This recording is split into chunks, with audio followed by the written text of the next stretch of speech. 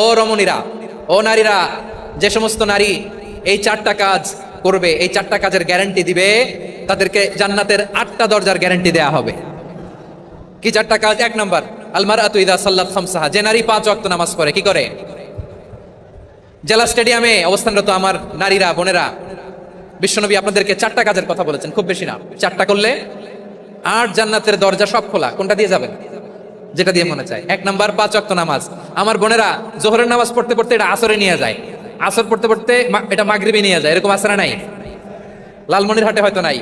আমার বোনেরা এটা করবেন না। ইন্নাস সালাতা কানাত আলাল মুমিনিনা কিতাবাম মাওকুতা, সময় মতো পড়বেন। সামাদ শাহরা, রমাদানের রোজাগুলো রাখবেন। হাফিজাত ফুরুজাহা, যে নারী তার চরিত্রকে হেফাজত করে, তার প্রাইভেট হেফাজত করে, তার লজ্জাস্থান হেফাজত করে। ও মায়েরা, আপনার এই গর্ভ যে কত দামি আপনি জানেন না। আপনার এই গর্ভ থেকে জন্মাবে আগামীর সালাহুদ্দিন আল আইয়ুবী। আপনার গর্ভ থেকেই জন্মাবে ইমাম আল মাহদি আল মুনতাজার। আপনার পেট থেকে জন্মাবে আবু সাইদের মতো বীর সৈনিক। আপনার পেট থেকে জন্মাবে মুগ্ধের মতো বীর মুজাহিদ। আপনি জানেন না কে আসবে আপনার পেট থেকে।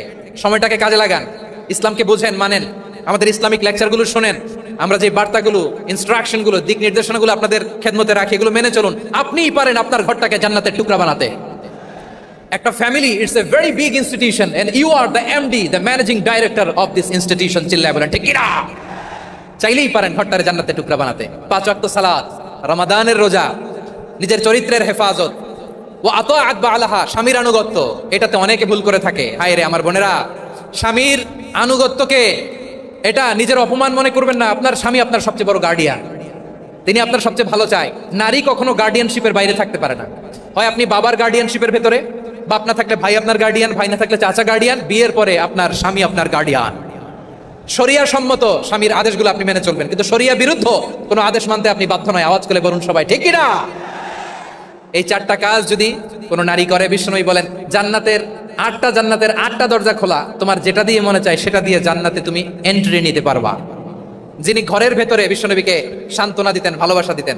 বাইরে গেলে কোরাইশরা বকাঝকা করে, অত্যাচার করে, কিন্তু আম্মাজান খাদিজা রাদিয়াল্লাহু তাআলা আনহা ঘরটারে এমন শান্তির নীড় বানায় রেখেছেন, এই ঘরের ভিতরে ঢুকলে বিশ্বনবীর কলিজাটা ঠান্ডা হয়ে যেত। এজন্য রব্বুল আলামিন বলেন, খাদিজা, ও আমার বান্দি খাদিজা, জান্নাতে এমন স্পেশাল একটা ঘর আমি তোমার জন্য রেডি করে রেখেছি। ওই ঘরের মধ্যে কোনো আওয়াজ নাই, ওই ঘরের মধ্যে কোনো নয়েজ নাই, ওই ঘরে কোনো বিশৃঙ্খলা নাই।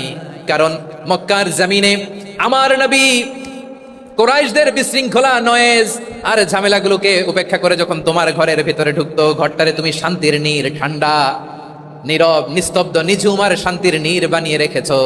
এজন্য জান্নাতে স্পেশাল একটা শান্তির নীড় আমি তোমারে উপহার দেব। ওই প্রিয়তমা স্ত্রী খাদিজা ইন্তেকাল করলেন, বিশ্বনবীর হৃদয় ভেঙে খান খান। আবার ওনার চাচা আবু তালেব ইন্তেকাল করলেন, যিনি পলিটিক্যাল শেল্টার দিতেন নবীকে। কে দিতেন? আবু তালেবের ভয়ে, বিশ্বনবীর এই চাচার ভয়ে কোনো মুশরিক নবীর গায়ে হাত দেওয়ার সাহস পায় নাই। এখন স্ত্রীও নাই, চাচাও নাই, নবীকে আশ্রয় দেওয়ার কেউ নাই। নবীর চারদিকে অন্ধকার।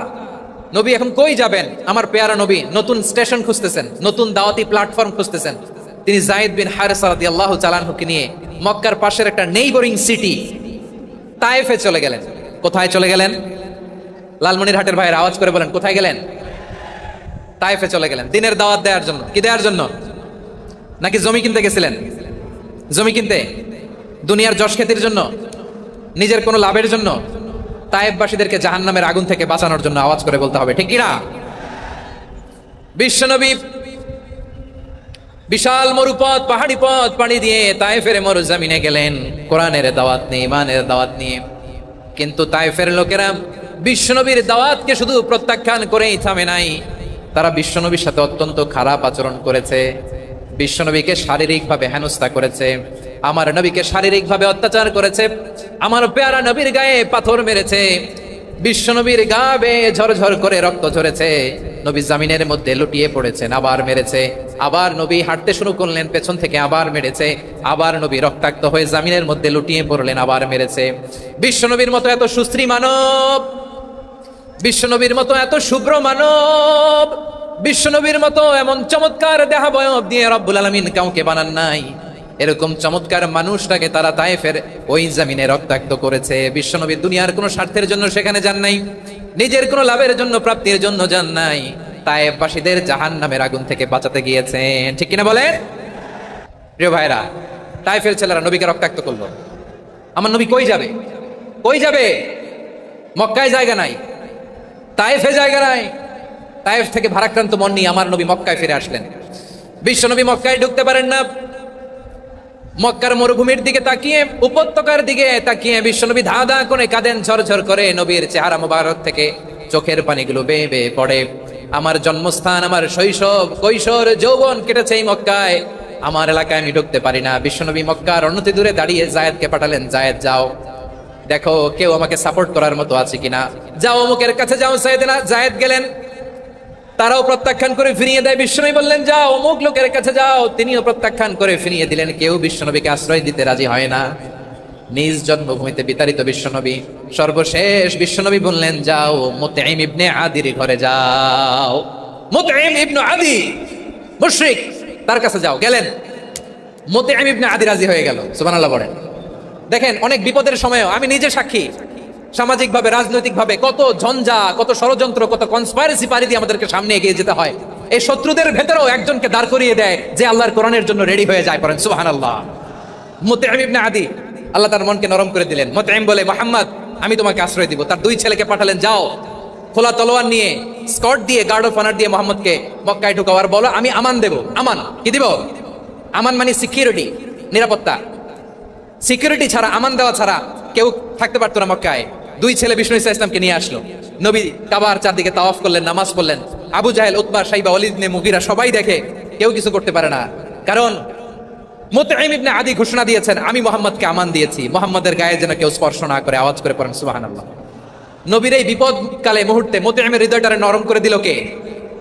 আচ্ছা, লালমনিরহাটের ভাইরা বলেন, এই মুতঈম কি মুসলিম ছিল না মুশরিক? সবাই বলতে হবে মুসলিম না মুশরিক। তাহলে মুশরিকের কাছ থেকে নবী পলিটিক্যাল অ্যাসাইলাম, আধুনিক রাষ্ট্রবিজ্ঞানের ভাষায় পলিটিক্যাল অ্যাসাইলাম যেটাকে বলে, রাজনৈতিক আশ্রয়, ওনার আমান বা নিরাপত্তার এই ঘোষণায় তিনি মক্কায় ঢুকলেন। যতদিন নিরাপত্তা ছিলেন। মুতঈম যখন মারা গেল, বিষ্ণু ইসলাম হিজরত করে মদিনায় চলে গেলেন। সুবহানাল্লাহ। কিন্তু মুতঈম যে বিশ্বনবীর উপকার করছে এটা বিশ্বনবী ভুলে নাই। আমাদের অনেকে আছে উপকার করার পরে আর খেয়াল থাকে না, খাওয়ার পরে গলা দিয়ে নামলে আর খেয়াল থাকে না। এরকম আছে না নাই? আমার নবী ভুলে নাই। বদরের প্রান্তরে 70 জন কাফেরকে যখন বন্দী করে বিশ্বনবীর সামনে হাঁটু গেড়ে দাঁড় করানো হলো, বসানো হলো, 70 জন কাফের। কয়জন? বিশ্বনবী তাদের দিকে তাকিয়ে বললেন, সহিহ বুখারীর বর্ণনা, লাউ কানাল মুতঈম ইবনে আদি হাইয়ান সুম্মা কাল্লামানি হাউলাই নাতনা লা তারাকতুহুম লাহু। বদরের প্রান্তরে 70 জন বন্দী কাফিরের দিকে তাকিয়ে আমার নবী বললেন, আজকে মুতঈম ইবনে আদি যদি বেঁচে থাকতো আর তোমাদের 70 জনের ব্যাপারে যদি মুতঈম এক বাক্যে একটা সুপারিশ করতো, তার সম্মানে আজকে তোদের সবাই আমি মাফ করে দিতাম।